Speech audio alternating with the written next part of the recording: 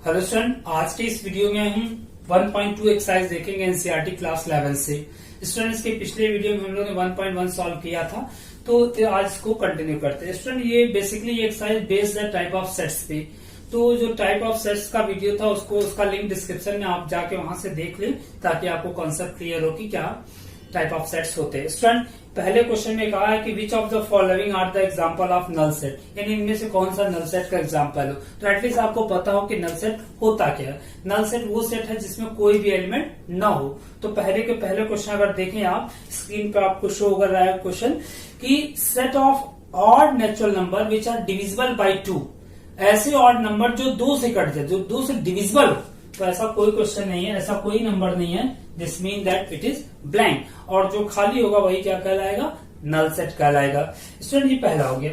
दूसरे में कहा इन्होंने कि set of even prime, set of even prime यानी वो नंबर जो प्राइम भी है और इवन भी है। तो स्टूडेंट, अगर आप जानते हो तो केवल 2 एक अकेला ऐसा प्राइम नंबर है जो इवन भी है। तो ये सिंगलटन का एग्जाम्पल है, नल का एग्जाम्पल ये नहीं है। तो ये तो नल का एग्जाम्पल हुआ, लेकिन ये नल सेट का एग्जाम्पल नहीं है। तो सर, तीसरे क्वेश्चन को देखें, स्क्रीन पे आपको होगा। उसमें कहा है कि x such that x is a natural number, x is a natural number and x less than 5 and x greater than 7।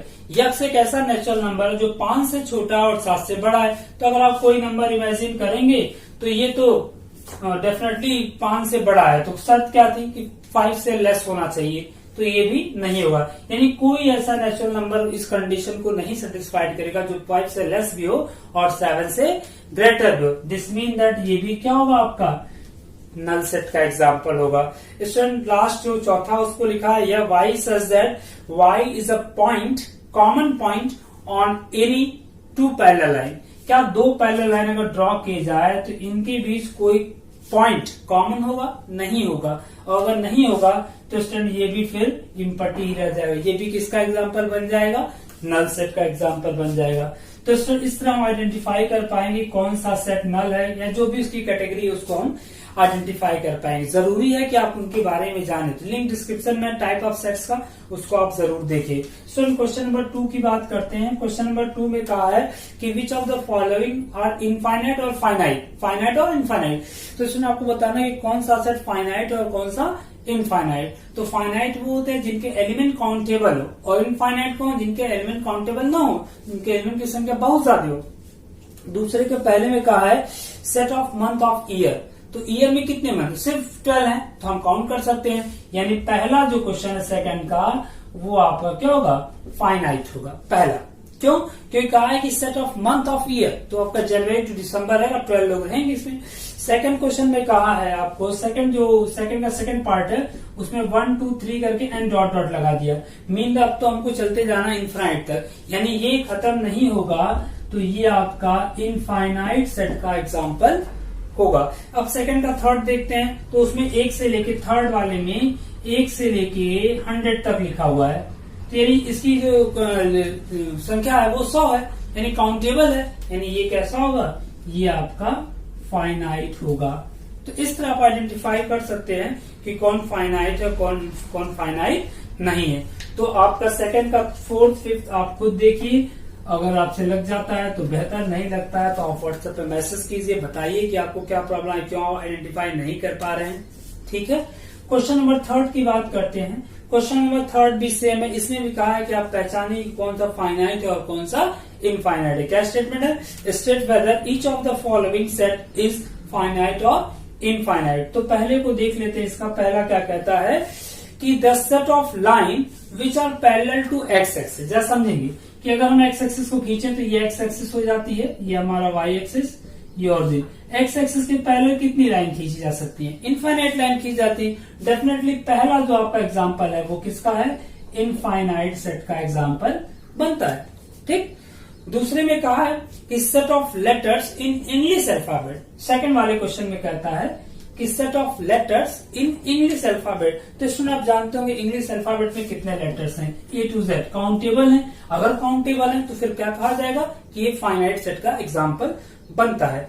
तीसरे में कहा है the set of number which are multiple of 5। अब देखिए, मल्टीपल ऑफ 5 की जब बात करते हैं तो 5 का मल्टीपल तो आपका 5 से शुरू हो जाएगा। अभी चलता जाएगा, इसकी तो कोई लिमिट है नहीं, ये कहाँ खत्म होगा। That's why it is an example of infinite set. अब इसके दो क्वेश्चन आप अपने से देखिएगा, कहिए तो फोर्थ और देख लें। Fourth, the set of animal living on the earth, animals की बात कर रहा है, ठीक है। तो एनिमल की संख्या फाइनाइट है या इनफाइनाइट है, अपने से सोचिए, फिर मुझको व्हाट्सएप में बताइए। अगर आपको दिक्कत है, आप नहीं समझ पाए, तो इन दोनों का फोर्थ फिफ्थ 3 क्वेश्चन मैंने बता दिए, 2 आप अपने से ट्राई कीजिए। प्रैक्टिस बहुत जरूरी है, प्रैक्टिस नहीं करेंगे तो सॉल्व नहीं कर पाएंगे। स्टूडेंट फोर्थ की तरफ मूव करते हैं।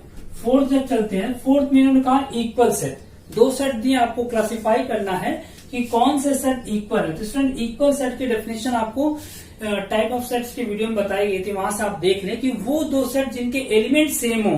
जैसे एग्जांपल लिया जाए, पहला वाला ABCD लिखा हुआ है और इसी में जो सेट B लिखा हुआ है वो लिखा हुआ DCBE। अगर आप ध्यान से देखें स्टूडेंट, तो ये एलिमेंट तो सेम है, बस उनकी जगह अलग अलग है।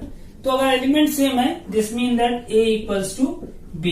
बस इतना ही करना है, आपको देख लेना है कि एलिमेंट इक्वल है या नहीं। अगर नहीं है तो फिर आप उनको छोड़ दीजिएगा, वो इक्वल नहीं होंगे। और अगर इक्वल एलिमेंट सेम है तो फिर सेट क्या होगा, आपस में इक्वल होगा। थर्ड की बात करते हैं, सेकंड आप देखेंगे। थर्ड में सेट A को लिखा है 2, 4, 6, 8 एंड 10 और B को लिखा है सेट बिल्डर फॉर्म में X such that X is a positive even integer less than equal 10। अब देखिए ध्यान से स्टूडेंट, लेस देन इक्वल 10 कहा, पॉजिटिव इंटीजर, तो पॉजिटिव इवन इंटीजर शुरू होता है 2 से। अब लिखते चलिए, 4 लिखिए, 6 लिखिए, 8 लिखिए, 10 लिखिए, 12 लिखिए। अब क्वेश्चन को देखिए, क्वेश्चन में कहा है कि 10 के इक्वल और 10 से क्या हो, लेस, मतलब यहाँ पे 12 को नहीं लेना है, ये लिखेंगे। अब देखें A और B दोनों में एलिमेंट सेम है, कहें set A is equal to set B। सिर्फ इतना ही करना स्टूडेंट, आप ध्यान से पढ़ेंगे, डेफिनेशन आपकी क्लियर होगी। तो इसलिए आप डेफिनेशन वाली वीडियो को जरूर देख लें, वहां से आप पहले कंफर्म कर लें कि what is mean by the equal set. Student इसी तरह हम अगर 6 क्वेश्चन की बात करें, 5th क्वेश्चन की बात करें, तो 5th में भी इसी तरह कहा है कि आप इक्वल होने का, जो सेट इक्वल है उनको क्लासिफाई कीजिए और अगर रीजन हो तो बताइए। जैसे आप 5th का फर्स्ट देखिए, इसमें सेट A की वैल्यू दिया 2, 3 और सेट B की वैल्यू दिया है x such that x is a solution of x square plus 5x plus 6 equals to 0। अब इसका सोल्यूशन थे, इसको आप सॉल्व करेंगे, जो भी x की वैल्यू आ जाए। स्टूडेंट अगर इसको आप सॉल्व करेंगे, x की वैल्यू -2 -3 आएगी। तो देखिए एलिमेंट तो अलग अलग है ना, -2 उसमें +2 है, मीन्स दैट A जो है वो B के इक्वल नहीं है। तो अगर एक रोस्टर फॉर्म में दिया और दूसरा सेट बिल्डर फॉर्म में दिया हो, तो आपको करना क्या चाहिए, दोनों को रोस्टर फॉर्म में कन्वर्ट कर लें, तब आप आराम से बता पाएंगे कि जो सेट्स हैं वो इक्वल हैं या नहीं है। ठीक है, एक और देख लेते हैं, इसमें 2 ही क्वेश्चन दिया था। जैसे पहले को कहा है A is equals to x such that x is a letter of word, कौन सा वर्ड दिया है, फॉलो, FOLLOW।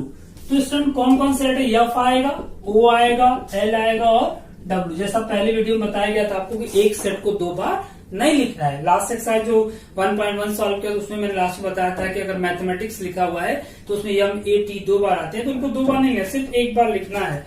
और B को कहा गया है x such that x is a letter of word, देखिए कौन सा वर्ड है, वुल्फ, WOLF।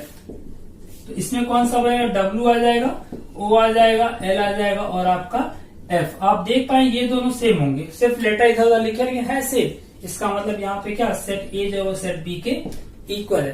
तो जब भी ऐसी प्रॉब्लम आए कि एक रोस्टर फॉर्म दिया और एक सेट बिल्डर फॉर्म दिया हो, तो करना आपको ये चाहिए कि आप कन्वर्ट कर लीजिए, दोनों को रोस्टर फॉर्म में कर लीजिए, फिर उनमें जो प्रॉपर्टी होगी वो आपको क्लियर कट विजिबल होगी।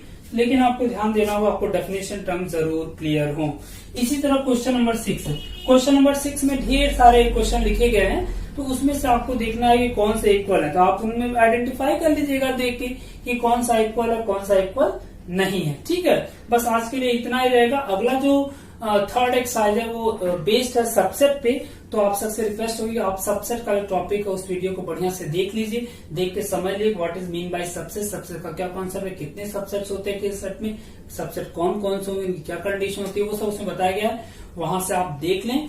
और आज के लिए बस इतना ही होगा। स्टूडेंट अगर आपको वीडियो अच्छी लगती है तो लाइक करें, चैनल को सब्सक्राइब करें।